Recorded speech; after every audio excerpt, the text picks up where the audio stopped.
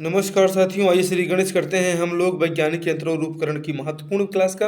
ये क्लास ऐसी होगी साथियों, इसमें हम लोग देखेंगे विज्ञान से। ये ऐसा सेक्शन है जहाँ से एक प्रश्न पूछ ही लिया जाता है, और ये हम लोग ये वाला सेक्शन कोई पढ़ाता नहीं है आपको, ठीक है। इसलिए आप इसको देखिएगा जरूर भाई। और ये सब्सक्राइब कीजिए आप स्मार्ट हिस्ट्री क्लासेस 77 को, चूँकि विज्ञान से बढ़ाओ अपना ज्ञान, ये वाली सीरीज हम लेकर आ रहे हैं। इस सीरीज में आपने इसके पहले देखा था कि जिसमें हम सिक्कों के अध्ययन को क्या कहते हैं, हमने आपसे बताया था क्या होता है 3D पिक्चर्स का अध्ययन, होलोग्राफी और होलोग्राफी क्या होता है। इन सारी चीज़ों को हमने ट्यूबेक्टोटॉमी को भी बताया था। और अब हम बताएंगे आपको यहाँ पर बहुत ही महत्वपूर्ण वैज्ञानिक यंत्र और उपकरण। अगर आपका PDF चाहिए तो आइए लिखिए यहाँ पे स्मार्ट स्टडी क्लासेस 77। आइए शुरू करते हैं। एक बार पुस्तकों से प्रेम कीजिए, और वही पुस्तकें ही तो सरस्वती हैं जो आपको ज्ञान देंगी। और उनके लिए तो दो शब्द तो बनता है भाई साहब, या कुंदेन्दु तुषार हार धवला, या शुभ्रवस्त्रावृता, या वीणावरदण्डमण्डितकरा, या श्वेतपद्मासना, या ब्रह्माचितुशङ्करः प्रविशभिर् देवैः सदा वन्दितां, सामं पातु सरस्वतीं भगवतीं निःशेषजाड्यापहम्। आइए देखते हैं कि ध्वनि की तीव्रता का मापन किससे किया जाता है। जो अभी हम आपको सुना रहे थे ये सरस्वती जी की वंदना, तो इस तीव्रता का मापन अगर आप करना चाहें तो अगर आप ऑडियो मीटर लगा दें भाई साहब, तो आप इसका मापन कर सकते हैं कि हम ये जो यहाँ पे वक्तव्य दे रहे थे इसका साउंड जो है कितना था, ये आप बता सकते हैं। ये बिल्कुल आपके लिए सिंपल हो जाएगा। कैसे हो जाएगा? वो ऑडियो मीटर की सहायता से हो जाएगा। एनीमोमीटर क्या होता है, अमीटर क्या होता है, बैरोमीटर क्या होता है, इसके बारे में भी आप जानेंगे इसी क्लास में। इस क्लास में दोस्तों नए हैं तो आप चैनल को सब्सक्राइब कर लीजिए। और दोस्तों आपको डेली करंट अफेयर वाली क्लास भी देखना है। आपको स्टैटिक जीके और करंट अफेयर का एकदम कंप्लीट अध्ययन मिलेगा। आपको हिंदी व्याकरण की महत्वपूर्ण क्लासेस भी डेली देखना है, और इसके साथ ही साथ आपको विज्ञान से बढ़ाओ ज्ञान वाली सीरीज भी अटेंड करते रहना है। तो देखते हैं आगे क्या होता है। ऑडियोमीटर। ऑडियोमीटर दोस्तों ध्वनि की तीव्रता का मापन आप ज्ञात करने के लिए प्रयोग करते हैं ऑडियोमीटर का। और वहीं पे बात किया जाएगा वायु की गति की मापन हेतु क्या प्रयोग किया जाएगा, तो उसे हम कहते हैं, क्या कहते हैं, एनीमोमीटर। आप इसे याद रखिएगा, एनीमोमीटर को, ठीक है। और विद्युत धारा का मापन अगर आप करेंगे तो विद्युत धारा का मापन करेंगे किससे? अमीटर से करेंगे। इससे आप थोड़ा सा याद रखिएगा। अगर आगे हम बढ़ें तो अगला क्वेश्चन अति महत्वपूर्ण हो जाता है कि वायुमंडल का दाब नापना। इसको बहुत बार ये परीक्षा में आता है, वायुमंडल का दाब किससे मापते हैं, ठीक है।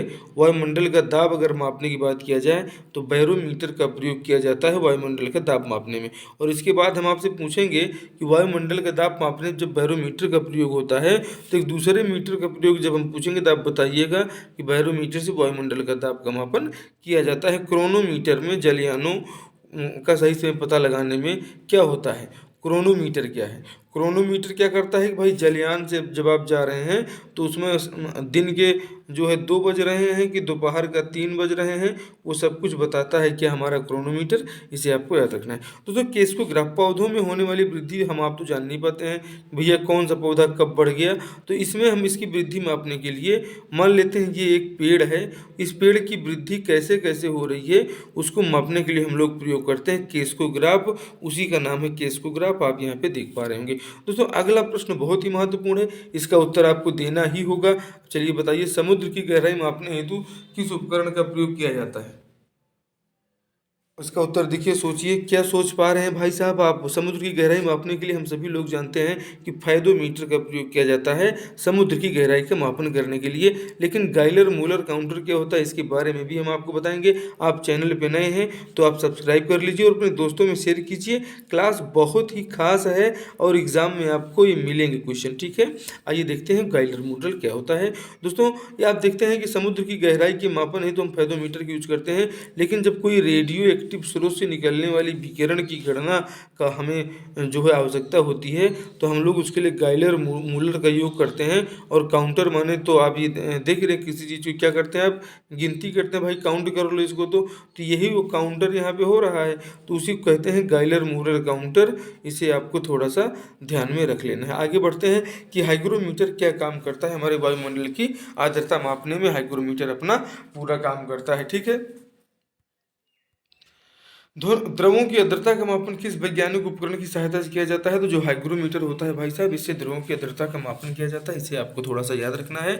और लैक्टोमीटर क्या होता है, जब कहीं दूध की बात आएगी तब आप ऑप्शन 2 को देखेंगे और मैनोमीटर को देखेंगे। हम उसको भी बता रहे हैं कि जब गैसों के दाब का मापन आपको करना हो तो मैनोमीटर का प्रयोग होगा। ठीक है, गैसों के दाब का मापन मैनोमीटर से होगा।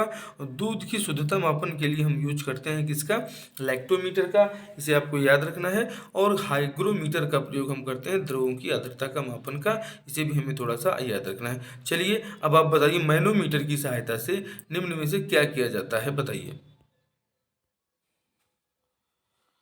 तो भाई साहब आपने जो अंदाज़ा इसमें लगाया कि कुछ लोग तो इतने दिल के साफ हैं कि सीधे सीधे भैया बता दे रहे हैं कि भैया गैसों के दाब का मापन जो हम करते हैं मैनोमीटर की सहायता से करते हैं। अब आप दिल के इतने साफ आदमी हैं तो ये तो बात सही है, लेकिन जब आपसे पूछ लिया जाएगा पनडुब्बियों में समुद्र की सतह मापने में क्या प्रयोग करते हैं, उच्च तापमान को मापने में क्या लगता है, तो उसके बारे में भी आपको जानना चाहिए कि नहीं जानना चाहिए। चलिए हम बताते हैं क्या होता है। पेरिस्कोप जो होता है भाई साहब, पनडुब्बियों में समुद्र की सतह को मापने के लिए पेरिस्कोप का प्रयोग किया जाता है, ये आप यहाँ पे देख पा रहे हैं। लेकिन जब वहीं पे हम पायरोमीटर की बात करते हैं तो हमारा पायरोमीटर होता है जब दांतों में पायरिया हो जाता है तो आदमी का क्या है, आदमी की खोपड़ी जो है क्या गर्म हो जाती है। ठीक है, जब दांत में पायरिया हो जाएगा, दर्द होगा तो खोपड़िया गर्म हो जाएगी, तो उच्च तापमान आपके शरीर का होगा कि नहीं होगा। तो पायरोमीटर से क्या नापेंगे, उच्च तापमान नापेंगे जब पायरिया होगा। तो भाई साहब इस फिग्मो मैनोमीटर की सहायता से किसका मापन करते हैं, इसे आपको बताना है कि इस फिग्मो मैनोमीटर की सहायता से क्या हम वर्षा का मापन करते हैं। भाई साहब सीस्मोग्राफ हम रोज बता रहे हैं आपको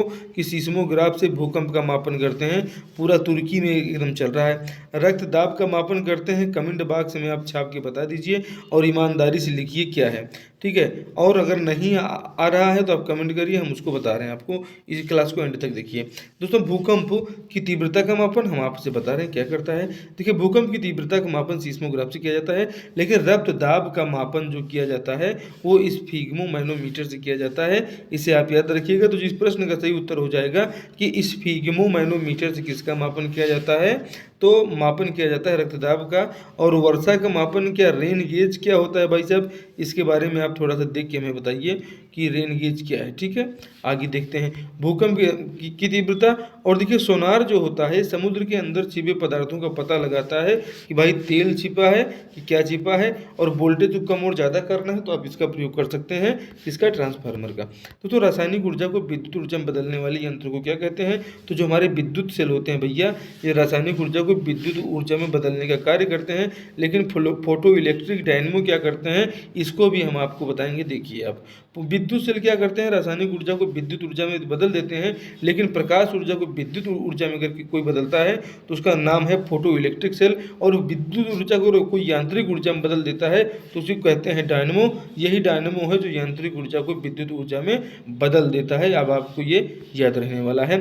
यांत्रिक ऊर्जा को ध्वनि ऊर्जा में कौन परिवर्तित करता है भाई साहब, तो जो आप सितार बजाते हैं, मोटर और इंजन, तो ये सब अलग अलग काम है।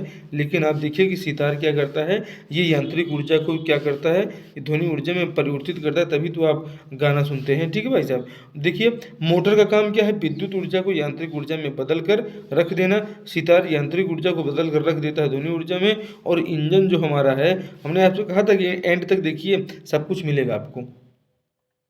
इंजन क्या करता है, ऊष्मा को यांत्रिक ऊर्जा में बदल देता है। अब देखिए लाउड स्पीकर विद्युत ऊर्जा को ध्वनि ऊर्जा में बदल देता है। अब आपको कुछ बताने हैं हमारे प्रमुख चिकित्सीय उपकरण ये क्या कार्य करते हैं, कि पेस मेकर की सहायता से हम हृदय में नियमित रूप से स्पंदन और धमनियों में रक्त प्रवाहित होता है, इसके बारे में जानकारी हम पेस मेकर की सहायता से लेते हैं, स्पंदन और धमनियों में होने वाले रक्त प्रवाह के बारे में। इलेक्ट्रोकार्डियोग्राफ क्या होता है, ये ईसीजी होता है भाई साहब, ये ईसीजी होता है।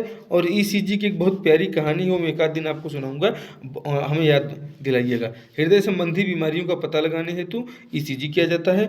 और अगर आप देखें कि ऑटो एनालाइजर क्या है, तो ग्लूकोज, यूरिया, कोलेस्ट्रॉल आदि की जांच ऑटो एनालाइजर से करते हैं। सीटी स्कैन से हमारे पूरे शरीर की, हमारे पूरे बॉडी की, पूरे खोपड़ी की, हर जगह की जांच हो जाती है। इसे आप ध्यान रखिएगा, ठीक है भाई साहब। आगे देख लीजिए, बायोप्सी से कैंसर की जांच आपने सुना ही है। एलिसा टेस्ट आप जानते हैं ना कि एड्स के परीक्षण के लिए क्या कराते हैं, तो एलिसा टेस्ट कराते हैं एड्स के परीक्षण के लिए। ऑटोप्सी और ट्यूबेक्टमी, वैसेक्टमी क्या होता है, तो आप जान लीजिए कि ट्यूबेक्टमी जो महिलाओं में नसबंदी कराई जाती है उसको क्या कहते हैं, उसको कहते हैं ट्यूबेक्टमी। और जो पुरुषों की नसबंदी होती है उसको कहते हैं वैसेक्टमी। इसे दोनों आपको याद रखना है। ऑटोप्सी क्या होता है, आइए नीचे देखते हैं, हम आपको बताते हैं उसको भी क्या होता है। दोस्तों ऑटोप्सी जो होता है, शरीर का पोस्टमार्टम करने के लिए ऑटोप्सी का प्रयोग किया जाता है। और एलिसा टेस्ट तो आप ही जान चुके हैं। ट्यूबेक्टमी आप देख रहे हैं, ट्यूबेक्टमी क्या है, महिलाओं में नसबंदी, वैसेक्टमी पुरुषों में नसबंदी। एक नंबर आपने पक्का कर लिया। आप एकदम श्री गणेशाय करिए और एक बार हमारे साथ कहिए, क्या कहेंगे, एक नंबर तो आपका पक्का हो चुका है ना।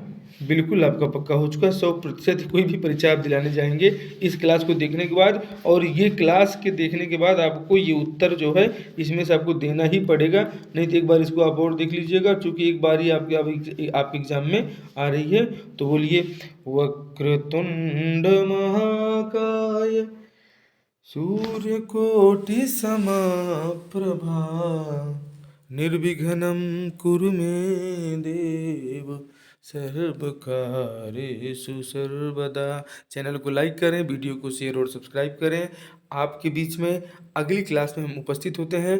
ज़्यादा से ज़्यादा लोगों को हमारी इन क्लासेस से जुड़िए। थोड़ा सा हमारा भी हौसला और उत्साह बढ़ेगा और आपके लिए बहुत ही अच्छी फ्री क्लासेस मैथ्स की भी हम लेकर आने वाले हैं। Thank you, bye bye.